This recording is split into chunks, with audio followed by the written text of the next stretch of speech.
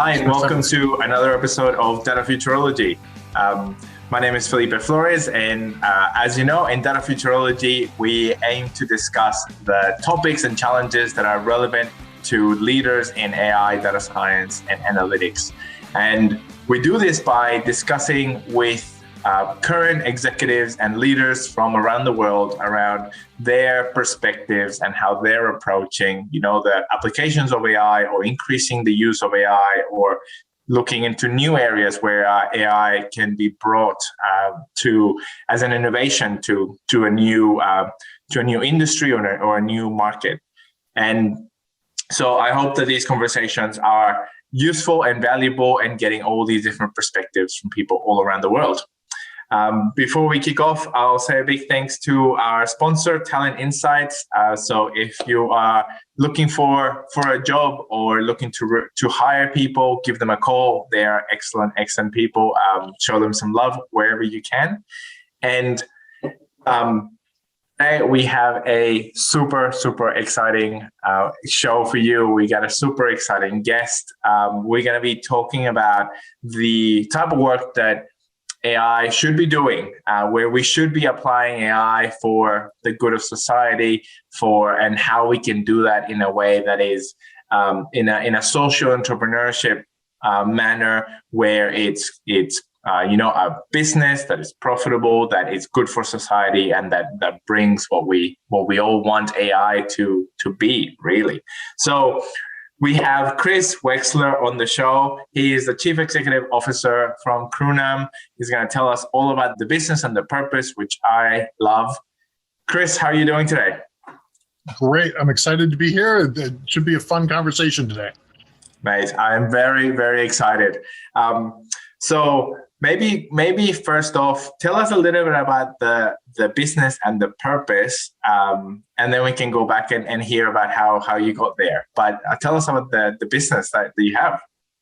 Absolutely. Krunam is a company that is founded specifically to fight the spread of child sexual abuse materials online. CSAM.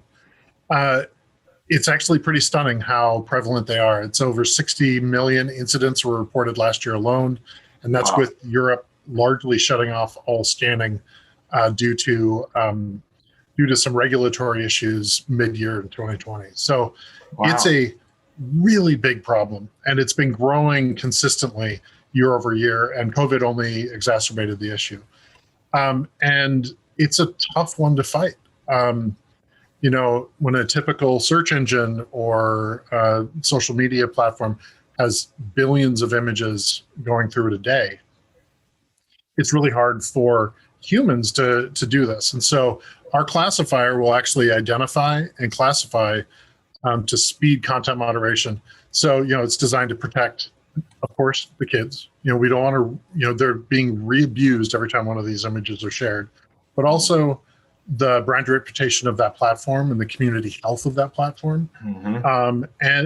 But I think the unsung heroes in making the internet a really more hospitable place than it is right now are content moderators. We have people all over the globe that are literally watching the worst of the worst and reading the worst of the worst online that are reported by you and I every day. And they have to determine whether or not they do something about it. It's a brutal job. The people who do it are heroes, but many people only last, the typical sit in that job is about 9 months, and many people come out of it with PTSD. It's time for us to get AI in there to take some of that, not only the work burden, but the emotional burden off of those workers. And so, we're about protecting people from this really negative part of internet, the byproduct of the internet being widely connected. It's an amazing thing that you and I are halfway around the world and talking about the future of data. It's an amazing thing. But unfortunately, these exact same tools are being used by predators all over. And, one of the things we saw as a kind of evolution coming out of COVID is organized crime realized that they could scale child sexual abuse into a more profitable business by using live streaming. And so they're selling shows on live streaming. this is something that, we have to, it's unbelievably, these poor kids that they're locked away, and then somebody pays Bitcoin or goes through some payment system to pay for a live show. And so unfortunately, organized crime, even though even they find this distasteful, they love high profit margins and things that scale. So, on many levels, we just want to one of the ways we can protect the kids is by taking the profit margin out of this. And then we can fight the more intractable situations of just people who are damaged, often by a cycle of abuse, in consuming this content. And so it's a big problem. I like big problems. And frankly, the everything is pointing in one direction, and that it helps companies, it helps employees, it helps these communities, but in the end, it really helps kids. And there's few problems in the world that isn't conflicting. Now, the one conflict obviously is privacy, and so that's something we can probably talk about later. But it's a huge opportunity that can make the world a better place. So how can you not want to do that? I love it. I love it. And at what point did you decide to tackle this and to jump, all in? Well, it's interesting. I had exited another startup right before COVID, and I was looking kind of for the next challenge, and luckily it found me. And so this technology is not fresh out of the box, brand new. We made it up today. I'm personally standing on the shoulders of our technological partners within the company. So Krunam is a joint partnership between Just Business, which is a social incubator out of San Francisco. They've started a lot of amazing companies that are particularly benefiting the world in fighting human trafficking, sometimes in ways you wouldn't expect. And then Vigil AI, which is an amazing group of technologists out of the UK. And they had built this actually for law enforcement in the UK. And it was to help investigators in the UK, because one of our co-founders was a former investigator. 80% of his time was going through confiscated materials. Wow. 80%. Because when you go and make an arrest and there's 2 terabytes of data, you have to go in and see what's there. And so they'd spend hours and hours going through this. So not only is that grueling and not exactly fulfilling work, you only have 20% of the time left to actually investigate the crime. So only the easiest or the most vicious were being actually investigated. Technology here flips that script. Yeah. Because then we can have the classifier go in and do a lot of that work. You can quickly identify what's the worst perpetrators, quickly identify where the problems are, if this is a problem, and then spend more time investigating. So much like properly applied AI takes the stuff humans are bad at, repetitive, psychologically grueling, low incidence in a large data set. These are all things we're terrible at. And gives humans the things they're good at, which is pulling together all these crazy things that, a police investigator, we're a long ways from AI being able to replace a police investigator, because they understand human psychology and they understand local conditions and they understand previous examples. Let humans do what humans do well, and let AI do what AI does well. And that's really where we came about. And what we realized earlier this year is that law enforcement is a critical spot for this, but we started Krunam because we realized that any company that holds third-party data really needs this, because not only are people, it's been in the news that MindGeek and Pornhub it's been problematic, where people are sharing there. It's kind of a logical spot, but more people are sharing this content on Facebook, and they've done a heroic job trying to cleanse their platform of this. But it's going through Google, it's going through Dropbox, it's going through Box, it's going through pretty much any messaging app, WeChat, WhatsApp. These are all channels that a small percentage of their information flow is supporting this horrible thing.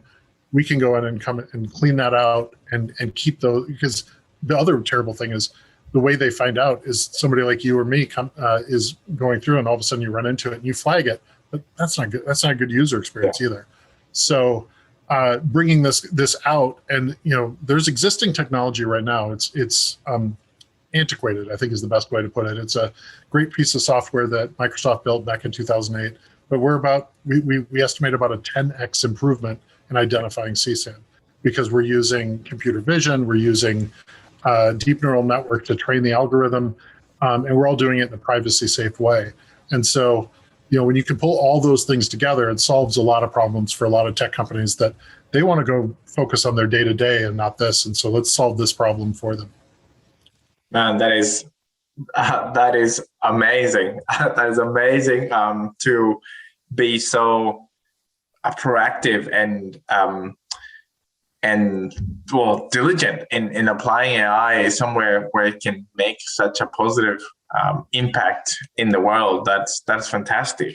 Can you tell us a little bit about how the process works, and a little bit about the AI side? Tell us about that side of the business. I can confidently say this is the most unique training regimen and approach that pretty much anyone's going to ever have to do, because typically what you do is you take this giant data set, obviously, and you go and apply your various machine learning, AI, deep neural networks. Our data is illegal. We can't hold it. And so literally our engineers drag their kits into a Faraday cage at the Home Office. And the UK government had amazing foresight to start collecting this data and putting it into a very secure database back in 2013. And so we're really standing on the shoulders of not only those decision makers, but law enforcement that is triple vote verifying everything going into the database. So wow. Different law enforcement officers in different jurisdictions run into the same content. 3 different votes, it gets in, then we can train on it. But even then, we can't even look at the data. So we're back to back with a law enforcement officer who's giving us guidance on what they're seeing. And so it's truly like a lot of technology. It's a growth out of a great public-private partnership. And so it created a great technology for the UK Home Office, and now they're as excited for us to bring it out into the world as they were to get it, because this is going to fundamentally change the safety profile for kids online, particularly those who've been abused in the past. And so, so we're literally, we're using kind of the best-in-class computer vision. And we're using deep neural networks to try to find patterns. Computer vision and AI, it's been problematic with facial recognition. It's been millions and millions of faces, errors, particularly with people of color. The provenance of the data often is pretty sketchy. And so, that's a problem, and that's a fairly straightforward one. It's really good at, that's a dog, that's a pig, that's a horse. Like, those are different, right? We were when we went into the lab for the first time, when Scott and team, our CTO Scott Page, went into the lab for the first time, we were trying to understand if it was even possible for these techniques to understand inference of behavior based on body position, based on relative body size, based on amount of skin showing, like all these different things. And making sure that it's not just going, because a lot of these things happen in hotel rooms, that it's not just identifying, the Marriott that is, du jour, that it's just going, oh, you're in a hotel room, it's a bad thing. So making sure it's not also flagging the wrong things. Yeah. And it was a real eureka moment when they found that it was at a high enough confidence at the first step that we knew we could refine it to the point where it was a working model. And then by building this classifier also, it takes the pressure of, what do we do with this data? Because then anybody who's using our classifier can keep it highly secure within their own servers. They're not sending it to us. They're not sending it to anybody else, but they're able to process it on their own hardware. And that's really critical in a privacy setting. And so, we're building a privacy safe AI, deep neural network, computer vision. I'm just glad our CTO is a heck of a lot smarter than I am, as he and the team pulled this together. Because it's really taking some of the cutting edge, bleeding edge work that they've been doing in intelligence and defense proof of concept work. That's really where their background is. And they on their own took the initiative to go, even though nobody's asking for this, the world needs this technology. And, talk about proactivity. That's, kind of at the core of who we are as a company. Our name is a bit unique. It's, we're actually named after a woman in Thailand, in Krunam, 2 words. And she is a street artist, and she was a street artist in Chiang Mai, and doing very well, had a really good life. And she decided to do a project with the street kids, going, hey, paint your life. I'm going to show you techniques, and I can see what you paint. And she was absolutely shocked by what they painted. Because what they showed is that the many of the karaoke bars in Chiang Mai were actually fronts for child prostitution. And so unlike 99.9% of people in the world, myself included, she just walked into the karaoke bars and started pulling kids out. Yeah. After 20 kids were in her apartment, the traffickers came and said, if you do that again, we're going to kill you. So she skedaddled and went up to northern Thailand, and now over the last 20 years has evolved her approaches, her techniques, and she saved thousands of kids. One of the first kids she saved is the first non-state graduate of university in Thailand. She's changed the lives of thousands of kids. So,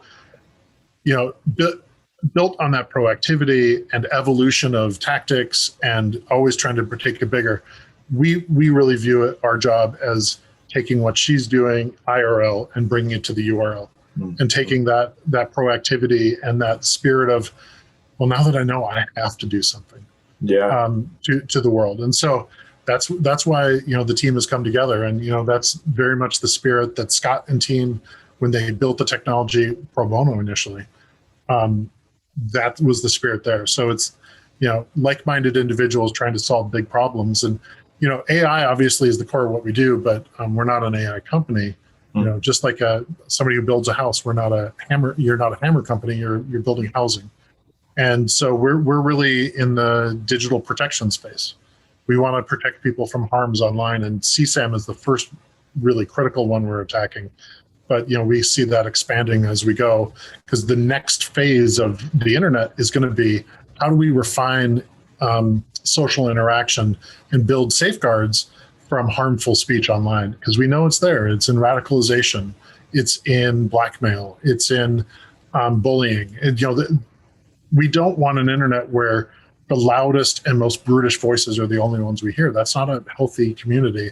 And as here we are talking across the globe, we need to have great conversations, and unlocking the true power of the internet will now be harnessing kind of human behavior in a way to make a functional society that works in this medium. And that's going to take a combination of empathy and engineering to do that right. And so, like I said, maybe I'm tilting at windmills like Don Quixote, but we want to add that layer to the internet. We think it's the next phase. Oh man, it is a necessary next phase. That is fantastic, and I love the story of Krunam. That warms my heart to have people like that, and so committed, and obviously you guys taking that to another level with implementing the technology and having that in the internet it's definitely what we need. That's amazing, man. I love that. I love hearing that. Tell me a little bit about the privacy side of this. So you were saying how essentially the models get deployed in the within the organizations that are looking for this type of material. But overall, how does the privacy side work? Well, we're not identifying individuals; we're identifying behaviors. So that's, I think, a critical understanding. We're also not flowing that data anywhere, and so it's it gets processed, and you get a probabilistic response in 6 or 7, soon to be 7 different classes of material, from benign to the most egregious.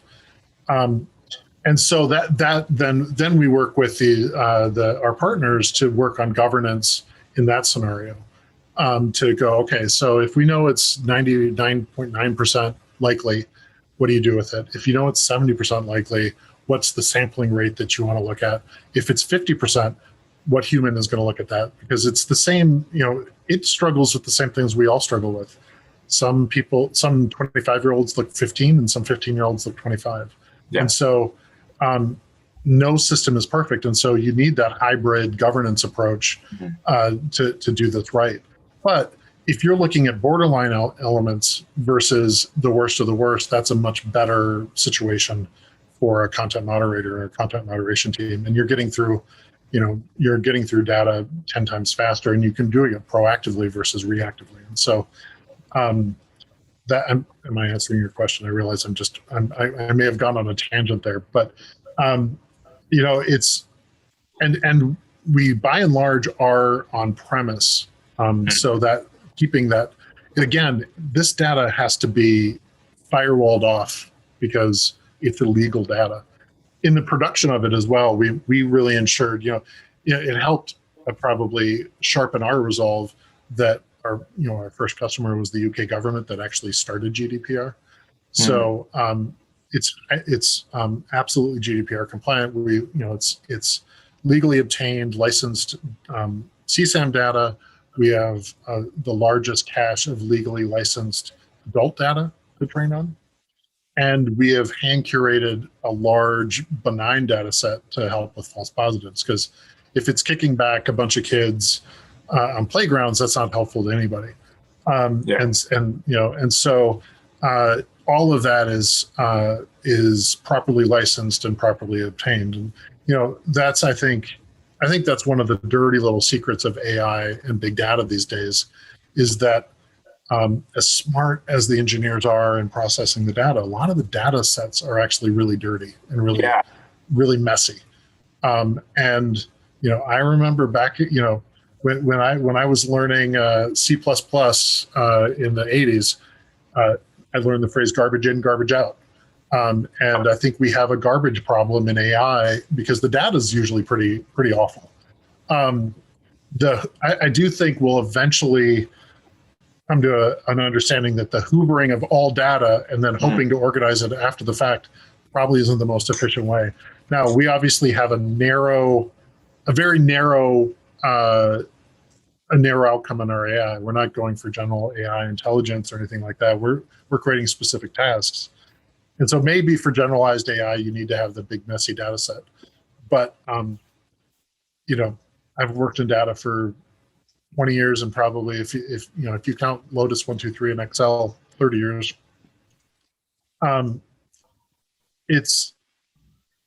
We all know, anybody who's worked in data, that you spend most of your time getting your data clean. And we haven't done that in AI. We haven't done that with a lot of the generalized AI applications. We've gotten, and a lot of it, it's magical. It's close enough for a lot of the commercial elements, but when you get to really fine tune and frankly determining legal versus illegal behavior, you better be really careful about that, because you're making really strong declarations about people. And we don't, so we have at our very core absolute privacy, because that's, the survivors of this abuse demand it, and frankly, our customers demand it. Yeah, man, it is great, and I love this. I love this application. I love the way you guys are going about it. Definitely the privacy side is great. The focus on the data, I think I agree with you. It's something that we need more of, and I've definitely seen a bit of a shift in the industry recently from sole focus on improving the algorithm and tuning the hyperparameters, moving from only focusing on that to a much greater focus on the data quality and improving data and what that can do. And then, you guys are definitely on it already. That's fantastic. And being able to work with organizations that are doing this day in, day out, and can provide that high quality data about what you don't want, and then couple that with the data set that you guys are building to identify false positives. That's That is awesome, man. That is awesome. Tell us a bit about the journey of turning this into a business and your approach to the business side and how that journey has been.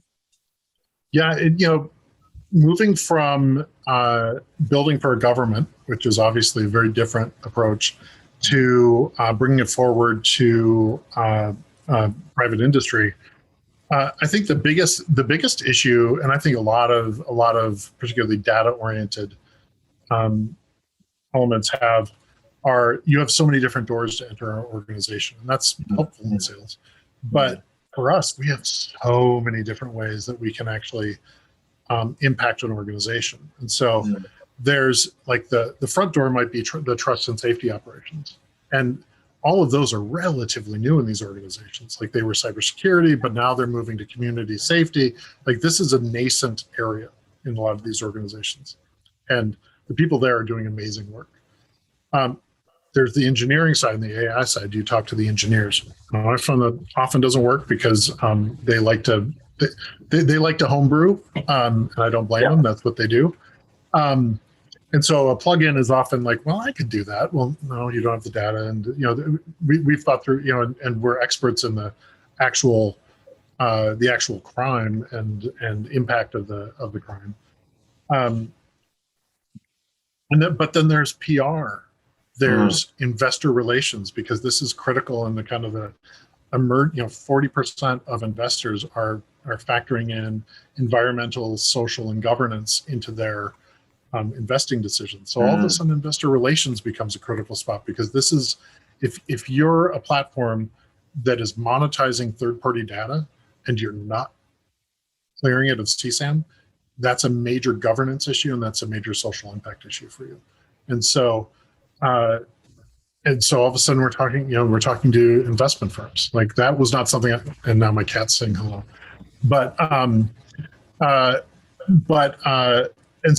And then there's C-suite and boards, because they're thinking heavily about how to do this right for them long term, and there you're talking more, how do I manage risk?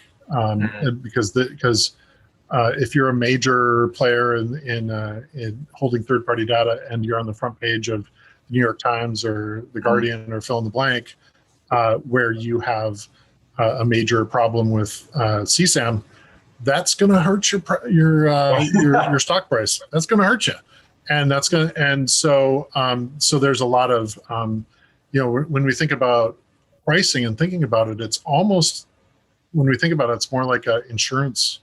Yeah, we're pricing it more like insurance than SaaS, even though it's like a SaaS model. It's really an insurance policy people are buying, but it's one that isn't just protecting you if something goes wrong, but it's actually protecting you. So it's kind of a two-step on that level.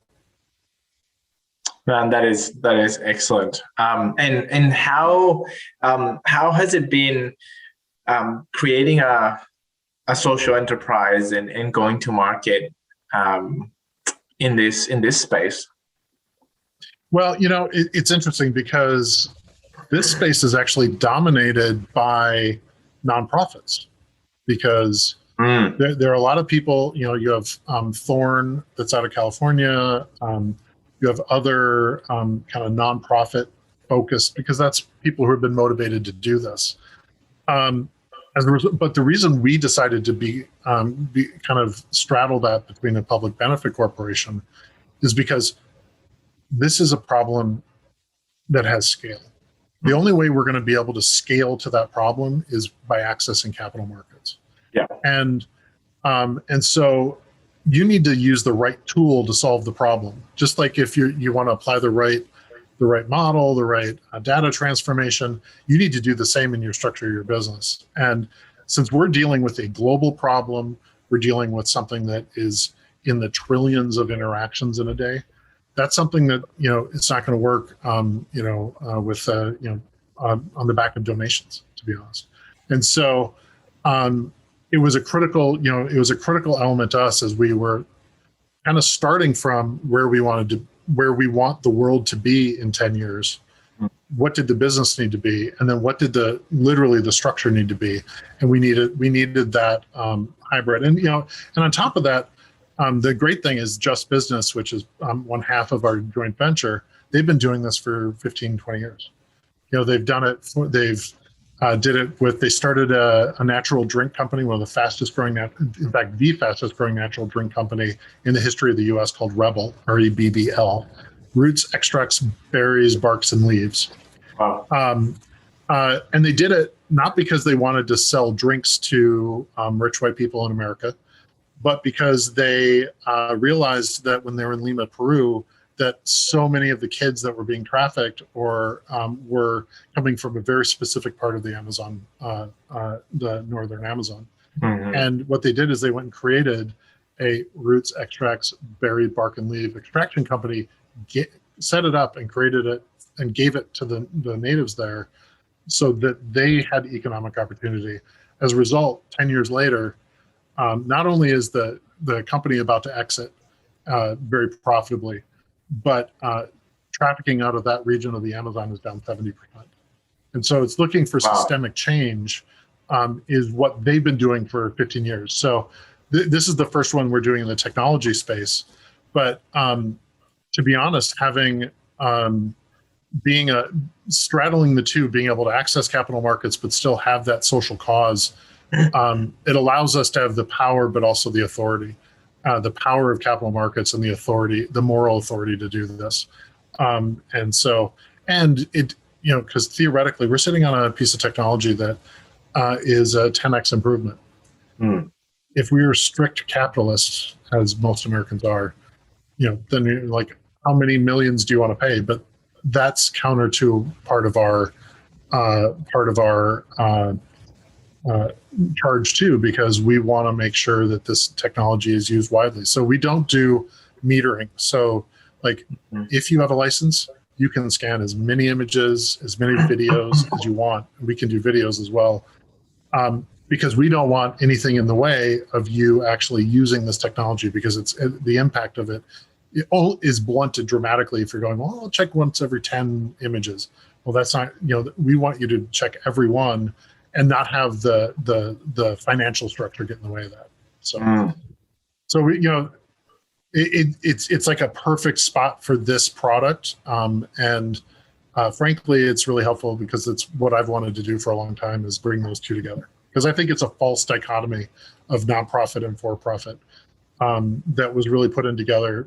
It's a relatively new thing that's driven by tax law in the United States.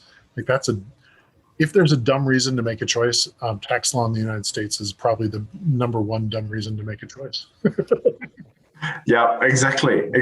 No, but that sounds incredible. And how was your journey into getting to this point? Can you tell us a bit about your background? Yeah, compared to Krunam, I am glacial. She acted immediately, and I took 20 years. So just I'll be honest. I have a really unique background in that I was on Capitol Hill, or on Capitol Hill very briefly when I was very young. Yeah. Disillusioned, went to Wall Street because that's what disillusioned people do. But I was a global equity and bond analyst. So I was following Southeast Asia and Eastern Europe in the mid 90s. Wow. I was the one guy who knew what a computer was, so they put me on the internet beat for the first internet bubble inflation.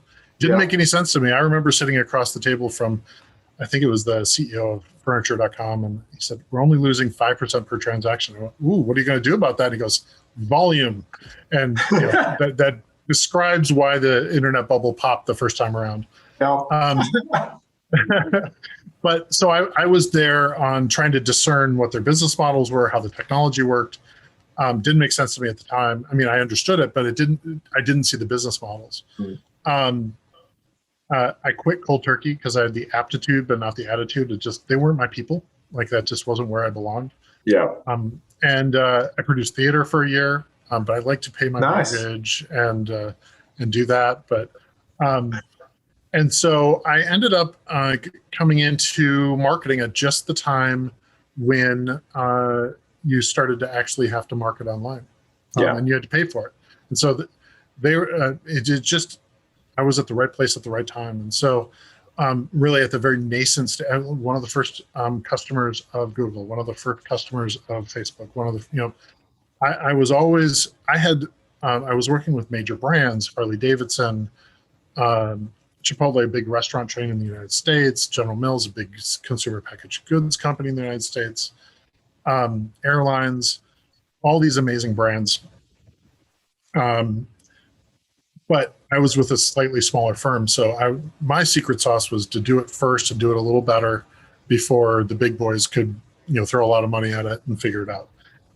And so I was always an early mover. And so then it was, okay, we better get on top of the data of actually understanding what our marketing is doing. So established data and analytics practices at multiple agencies, McCann and Kramer Krasselt, some major agencies in the United States. Because I saw that we had the data to make better decisions. It was intellectually challenging. It was a pleasure to have a data problem that had a creative side to it. So what's the creative messaging? Like the intellectual stimulation, and the people in the industry are just a joy. They're fun to work with. But in the end, I'm like, do I really want to just sell another garbage bag to a middle-aged woman? Is that really what I want to do? And so while I was doing all that, my brother started an anti-human trafficking organization. And so my sister, in fact, she's in Honduras right now. She and her husband were doing medical support work in Haiti and Honduras. Wow. I'd come home and go, yeah, I sold middle-aged men Harley Davidsons. I was the black sheep as the ad executive. And so when the opportunity came to get pulled into my brother's ecosystem, which is he's one of the founders of Just Business, and it fit so perfectly with my background, it was like, this is a no-brainer. This has to be something I do and bring something that I've been consulting with him on. And like when he brought in a business, I'm like, okay, here's what I think of this. I was doing consulting and other work with them, but turning it into a full-time thing was just a no-brainer, particularly when you see the impact that we could have here. What do you think made your family, like your siblings, to have this giving nature with their careers?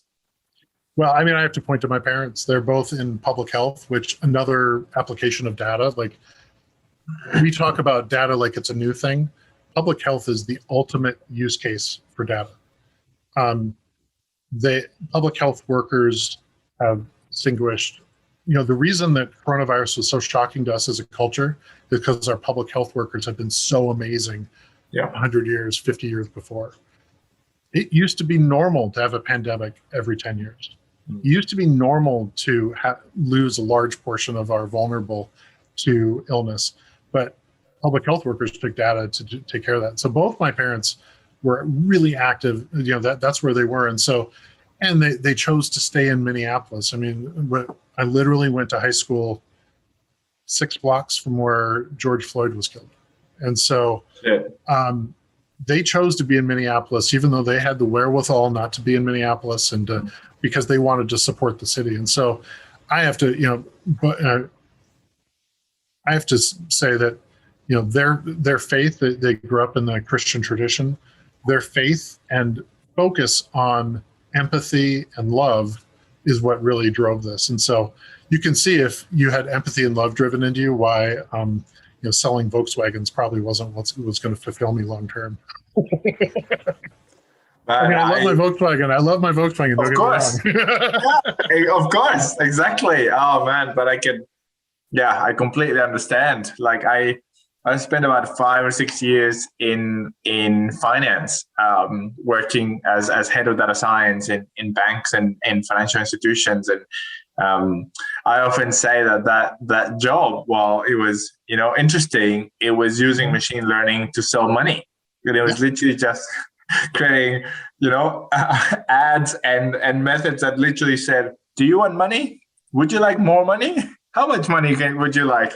And I ended up moving to healthcare, and now I'm much closer to public health, and doing a lot of work using AI to keep people healthier, to make people healthier and keep them healthy. So that's great. Yeah, that's awesome. I think you're seeing a lot more people make that evolution in their careers, either people that were established, but I think what's most exciting is when I talk to kids at colleges or people early in their career, they're wanting to start it right now. Yes. And so that's another kind of backwards looking and motivation for me is, hey, this generation needs to prove the model of public benefit corporations, because it shouldn't be a choice between doing well and making economic choices that hurt you. And we want the smartest and the brightest solving problems. I think part of the problem we've had in kind of the way we've structured the economy since the 1980s, particularly here in the US, and once it happens here, we unfortunately export it, is we focus so much on putting the best and the brightest all about value extraction and generating money versus solving problems. And so I think the younger generation has lived through enough and suffered enough under the choices of previous generations that we have if I can help prove a model out for them for the next Zuckerberg that is focusing on a social good to come about, I want to lay that groundwork for them. My God, that's amazing. Yes. And are there any people that you look up to or take inspiration from on that side, on the mixing the social good and business? Well, it's interesting. It's such a evolving and moving moving target. Because I think sometimes often the term greenwashing was a big thing where companies would go, oh yeah, we're super environmental, and they'd print a bunch of posters and not do anything else and actually net negative. But I think the most interesting thing and the most encouraging thing that happened in the last 10 years in this space was when the Council of Economic, I'm trying to remember the exact name of it. Anyway, it's a council of the 100 top CEOs in the US. Mm-hmm. And 2 years ago, they said, it's our job, for the first time, they said, we need to have our company's goals not just be making money, but also the impact on society and the impact on the environment. When you see that in the C-suite of the least progressive, the least woke cohort in the world, that makes me encouraged. And when I think about that, these are not people that I would structure my career after, but I remember seeing a study that talked about the environmental impact of the Prius. Important, powerful car, right? But if they had put that exact same hybrid engine in the giant pickup trucks that we love here in the United States, it would have had 10 times the environmental impact. Wow. And the car still would have been powerful, still would have been great, but it would have moved mileage from 14 miles an hour to 19 miles an hour, and nobody got excited by that. But there were so many more of them and such a bigger scale. So I get most excited when I see opportunities for incremental change at scale, because that's when amazing things happen. But there are people doing this all over the globe. I think the financial industry in Europe has been on the forefront of pushing ESG to the top of agendas across the globe. That's critical. I think the environmental movement has been critical in adjusting how things go. And so, when I look for inspiration, I'm as excited by a small business down the road as I am by a Fortune 500 CEO. So, yeah. Oh man, yeah, that is excellent.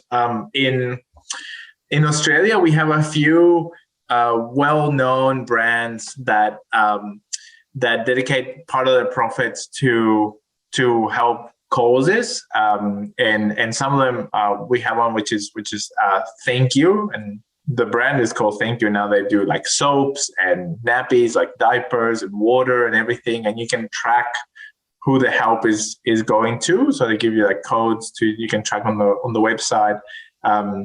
We've got a company called Who Gives a Crap, which I thought was a great name. I love it. They deliver toilet paper to your house and then provide sanitation. So money for sanitation in the developing world. And then there's companies like Zambrero, which is like buy a dish and you give a dish to so this is about food. Buy a dish and somebody in need gets a dish. And yeah, so it's great to see those initiatives, and I think I'm excited about what other types of innovation we can do as a society with that model. Because I do really like the model that you guys have. I think a lot of the kind of buy and give models was a great first step for companies. Yes. But what's interesting is when go back and look at like the actual impact of that, like it didn't actually drive sales. What it did was it made it easier to recruit and it drove internal metrics, which are pretty critical. And then you have bolt-ons, which for somebody like doing like a thank you, that's a brilliant way to build something in that's a low margin product that it's really hard to build in at the core what it is, because you're competing in the micro pennies when you're really doing that. And so I love that they found the way to do that. That's really interesting. I think my biggest inspiration now that you kind of went through some of those is of all things a burrito restaurant here in the United States called Chipotle.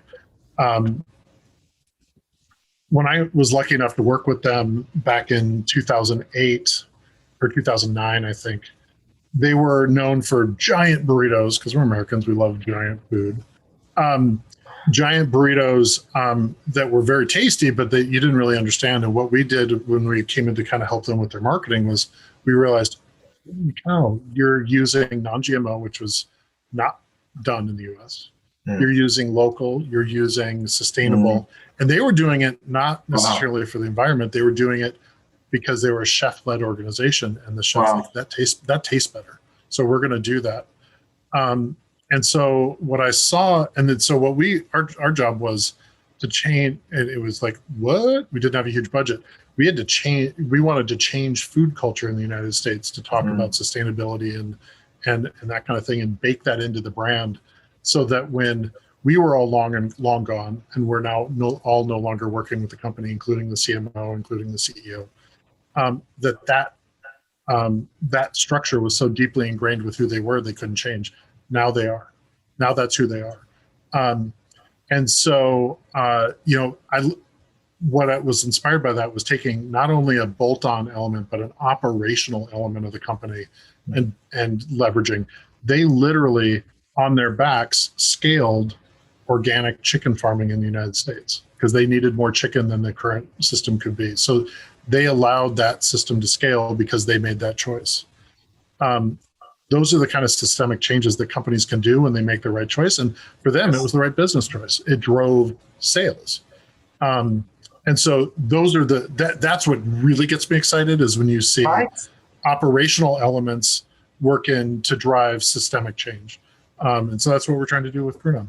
Exactly. I love it. And that's because I love that about your mindset. Like, go for scale. Scale is how you make the big difference. So yeah, it needs to all be a continual feedback loop of you're doing good, that helps you move forward faster or further, which helps you do more good. So exactly. I love that. And what are you? What does Krunam have coming up now? What are you most excited about? What's in the future for the business? I think the most exciting element is, our classifier works right now with images and video. And so in the near term, we're in early stages and should be in beta relatively soon of a live streaming product, which is something, and we focus on that for a unique reason, because it's not because there's a huge demand for it. In fact, if you think about a lot of live streaming platforms, they tout that they're end-to-end encrypted, which we can't operate in that setting. But the argument of why we're not policing it is because A, our users don't want it, and B, there's no technology to do it. So we wanted to knock down that argument that there's no technology to do it. Then you're making, instead of making an easy choice, we want that industry to make a little harder choice. The nice thing is when we've had early conversations in that industry, is that they're like, yeah, I think we need this, because they recognize the existential threat to their trust equation with their users if they are a conduit for illegal content. And so, yeah. Then we're dealing with the very sticky conflict of two goods of privacy and security. And it takes me back to, of all things, the French Revolution, where it was égalité, liberté, and then fraternité, brotherhood. We probably would have a more gender inclusive approach now, but we need to find a balance between privacy and security. Yeah. And CSAM's the ultimate edge case, right? Yes. Like anybody who cares about privacy online, when they see CSAM in my title, like, ugh, he's going to beat me over the head with children, which I get. But I'm hoping we can have, and more people have, a really nuanced view of the balance between privacy and security. Because if we don't have that, the only people that are going to be really thriving online and in a new digitally organized world are the powerful and the privileged, and those that can afford to be private. There's going to be billions of people in the world that are going to have to be on ad-supported platforms because just the economics of it. Yeah. They're going to have to be on more less privacy. Is privacy really something that we only want for the well-off and the privileged? And are those the people? And then, do you really want to allow people to pay their way into hiding their nefarious and criminal activities? Because then you're going to have, let's raise the barriers to make it. Let's not make it easier for people to commit crime. Let's raise the barriers. If you're going to go and create your own end-to-end encrypted chat system and do that, only a few enterprises are going to be able to do that. And so let's find a balance. We're at the early stages of that conversation of finding the balance. I'm nervous that maybe the Nordic countries go full privacy, but that somebody else is going to go full surveillance. Yep. Both are wrong. I think both are wrong, and we need to find that balance. And as somebody who helped, was a small part in creating the surveillance capitalism that we have today, and then really kind of changed their views about privacy, and now is back on the side of, full end-to-end encryption is pretty scary. Hopefully we can help stitch this together and make good choices versus baby in the bathwater choices, which will damage people either way, because we have competing goods. Exactly right, man. That is great. And what do you think it'll take? Well, I guess asking the big questions now. What do you think it'll take for us to come to a good middle ground? I think it's gonna take incremental wins, and so demonstrating how incrementalism is the only way this is going to long-term work. I mean, we're going to have to show incremental wins and go, okay, that made sense, or that overstepped, because we'll have that situation too. But I think part of it is it's going to be critical for us as technologists to hire people with humanities degrees. Yeah. And wrestle control of, and not complete control, but wrestle some control of technology from engineers. Because engineers are trained to do one thing, and that's, how do I get it done? How do I do it? We need to built into our product development pipeline, why am I doing it? And what are the impacts of doing that? I think too often, the motto of Silicon Valley 10 years ago was move fast and break things. Yeah. Well, we moved too fast and we broke too many things. And so now it's not that I want to move slow. It's not that I want to not revolutionize how we do technology, but we need to do it in a way that isn't damaging to people. Business models, I'm fine. Shatter a business model. Go for it. But if you're damaging people, that's a very different thing. And I think it took us years to realize that that's actually what we were leading to, because we just didn't know. We just didn't know that was what was happening. I don't really blame anybody for that. But now that we do know, we have a moral imperative to start thinking about that and adding not only legal frameworks, but ethical frameworks into product design. If there's one thing the world is not really good at right now is ethics. We're really good at lawyers, but we're not as good at ethics. It's true. It's true, man. That is a great call out. And yeah, I think good. It's a good point for us to end the show, in the conversation. I think and what I mean by that is, like, it's a good point for people to reflect, I think, yes, about how we can help create these incremental changes that will take us to a balanced approach where we should be. Between security and privacy. It's going to be a really interesting conversation. Probably over the next decade. Oh, absolutely. Technology typically, it takes 30 years for society to adapt. And if you look at the internet, it was 10 years of adoption, 10 years of rapid growth. And I think we're in 10 years of refinement and reckoning on one level, but really refinement.